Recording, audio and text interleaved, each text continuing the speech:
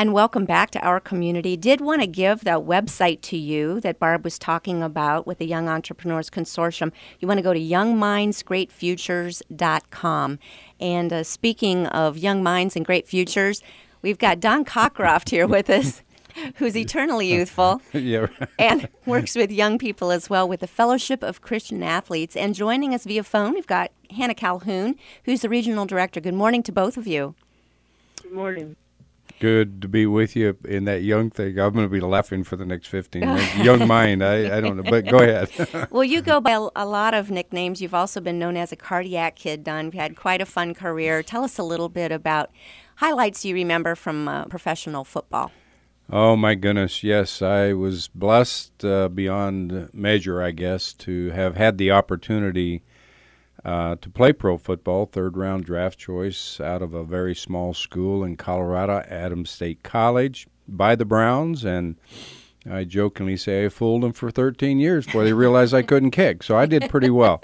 But no, it was truly a blessing, and I do thank God because I know He gave me the talent, the ability, and the opportunity to be with the Browns, and we had some great years. We had some tough years. Of course, 1972, I came here in 67, made the team in 68. 72 was probably my best year as I remember, but certainly the most exciting, the most memorable year, I think, for Browns fans of old age would be the 1980 Cardiac Kid team, about which I wrote a book about. And that is what I was just about to get into. Those years, that year particularly, is so memorable. We were talking about it yesterday, as a matter of fact. Mm-hmm. That year was so memorable, and it had to just have so much to do with your all's mental toughness. And to be able to have so many of those thrilling finishes, the cardiac kids is why we called you that. You have a great story I want you to tell about second chances, if you would. Well, there's a lot of stories. There's a lot of play in my book. I cover the stories of every player and coach who was on that team. So, but there was a few guys. Are you talking about me and the second chance against the Pittsburgh Steelers? Yes, that's the one. I don't have enough time. The gentleman just called, and I need to call him back today. He's writing a book, and he's interviewing a lot of us former players, and he wanted me to talk about my most memorable game, but. Yeah. I'll try to keep it brief, but yes, this was that 1972 season. Mike Phipps was the quarterback that year. The Steelers and the Houston Oilers had a much better team, really, on paper than did the Browns. As during the 1980 Cardiac Kids team, we had a great season going, and Pittsburgh comes to Cleveland. You know the Pittsburgh rivalry. Pittsburgh comes to Cleveland. 10th game of the season. We had 14 games at that time. And we're one game behind Pittsburgh. If we can beat them, and we're not supposed to be that good, if we can beat them, we're tied with 4 games to go. Very important game. I had my best season as a Cleveland Brown kicker and punter. I'd kicked the second longest field goal in the NFL that year. I was like third in the NFL in punting. I mean, I'm having a career year. Pittsburgh comes in. It's a rainy, nasty November 29th, I think, day in Cleveland. And it was nasty. I mean, that old field, and it was cold, rainy. And anyway, we went out ahead. I think at half it was 20-10. And we're beating Franco Harris and Terry Bradshaw. And we're really playing good ball, and we really get psyched. And at halftime we think, man, we're going to go out. We're going to beat their you-know-what. And I think it was the second play of the second half, third play of the second half, Franco Harris goes 75 yards untouched. And now it's like 20-17. So now it's a ball game. Anyway, I had kicked 3 field goals during the game, and with 4 minutes left in the game, they score, and they go up 23-24. And I kind of knew what was going to happen. I was hoping to score a touchdown. I'd already kicked 3 field goals in the mud, so I was pretty happy with what I'd done that day, but sure enough, we got the ball, drove down the field, and with 2 minutes left on the clock, I went out to win this ball game. Mm-hmm. And I died. No, I went out, and there's basic rules you got to follow in kicking, and one of them is to keep your head down, watch the ball, And I disobeyed the most important rule of kicking a football on that kick. And I looked up because I wanted to see it go through like the other 83,000 people that were there. And, Susie, I missed it by about 2 inches to the right. And life ended for me right there. I mean, it didn't, but it literally did. I'm a Christian. I believe. I prayed, Lord, help me. You know, I mean, I'm sorry. And I couldn't believe, how could I miss this kick, the most important kick of my life? And I missed it. And the second chance, as you talked about, was that our team didn't quit 1972. They stopped Terry Bradshaw. We got the ball back. And with 13 seconds, I found myself going back out on that field. There you were, same game. Same game. Field goal was actually, and I prayed on the sideline, Lord, I'll keep my head down. Give me a second chance if you can.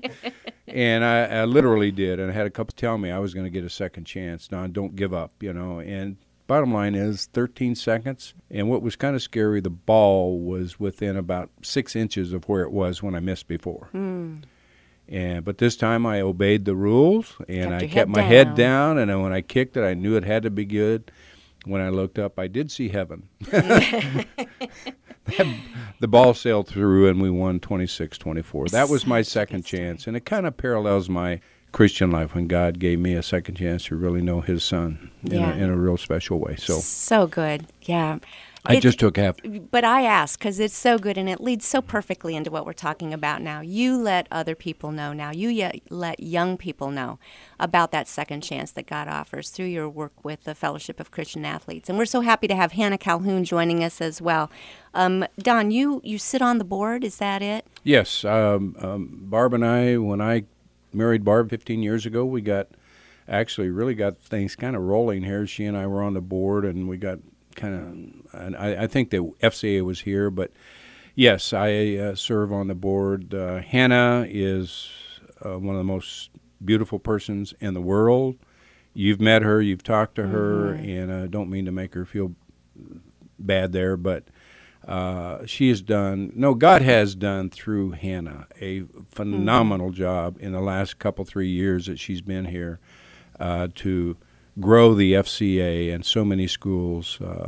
43, I think, Hannah can help us out here, but 43 schools in this area now have an FCA. Over 850 people every week, young people, are touched through the ministry of the FCA, thanks to God and to Hannah Calhoun. And let's have Hannah chime in here. Hannah, what is that like for you to be working with this many students and this many young people and young athletes in the area?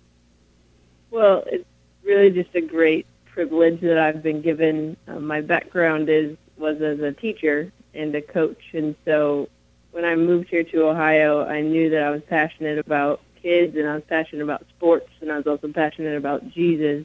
And so this job with FCA has just given me the opportunity to combine all three, and it's been an awesome privilege to be a part of what God is doing.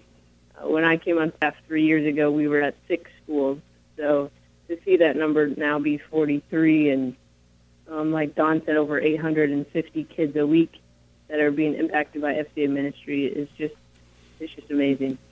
There's still some schools that are unreached. How do we get them into the fold? What do we do next? Well, basically, in order to have FCA ministry at a school, we need a group of student leaders and then also what we call a huddle coach. But that's usually a coach or a teacher that's willing to kind of come alongside and help guide those students as they form FCA. So if there's students or parents or coaches out there that are listening to this and they're saying, we want FCA at our school, that's kind of what we need. Just a group of students and a teacher or coach to help them, and then they get in touch with me and we get things going. And tell us how they can get in touch with you. What would be the website or phone number? The website is neohiofca.org, and that has all of my contact information on it, as well as a lot of other information just about FCA. But that would be probably the best place for them to go, and then they can get in touch with me from there. And anyone can do this, right? A parent, a concerned parent, a faculty member, or students themselves? Yes, they can. Okay, and that's neohiofca.org. Don, tell us how, from your perspective, how rewarding it is to be working with an organization like this and what you're seeing in the lives of students. Well, it's, I actually got myself and one of my other teammates got the FCA started at Adams State College my sophomore year in college, and that was 64 years ago. That's amazing. Or 54 years or something like that. And sometime long time ago. And been to, I mean, the FCA has done, I mean, we got a Hall of Fame breakfast, FCA, we call it FCA Champions Breakfast this year. Tony Dungy, Anthony Munoz was there, and that will continue. There's summer conferences, which I've been to maybe 20 over the years. Barb was involved with the FCA when she was at Lake School. She led the middle school group. Your question was, because I forget. How fulfilling it is and what you're seeing in the lives of students. What's happening through FCA? Well, the purpose as it was originally written, and by the way, I don't know if even Hannah knows this. I looked up on the website, and again, that's NEOhio, NEOhioFCA.org. And I didn't realize, but it was 64 years ago tomorrow when the FCA officially was born. This is perfect. 64 years ago tomorrow. And, very cool. Don McClannon was the gentleman responsible. To know that God uses you in a neat and special way beyond what you could ever imagine. And I've seen it happen. You know, it's not me. It's God in me and Christ in me, that you share your faith, you share your story, and God touches the lives of those he chooses to touch. So it has been one of the greatest blessings in my life is to be associated with FCA. And yes, I ask people to get a hold of Hannah, get an NEO, and OhioFCA.org. Perfect. And tell us how to get your book. The THE Cardiac with a K, thecardiackids.com. Awesome. Thecardiackids.com. And one more website to tell you again about Young Minds, greatfutures.org. Many thanks to the Cockcrofts for being with us this morning. And for The Light 95.9, I'm Susie Thomas. This has been Our Community.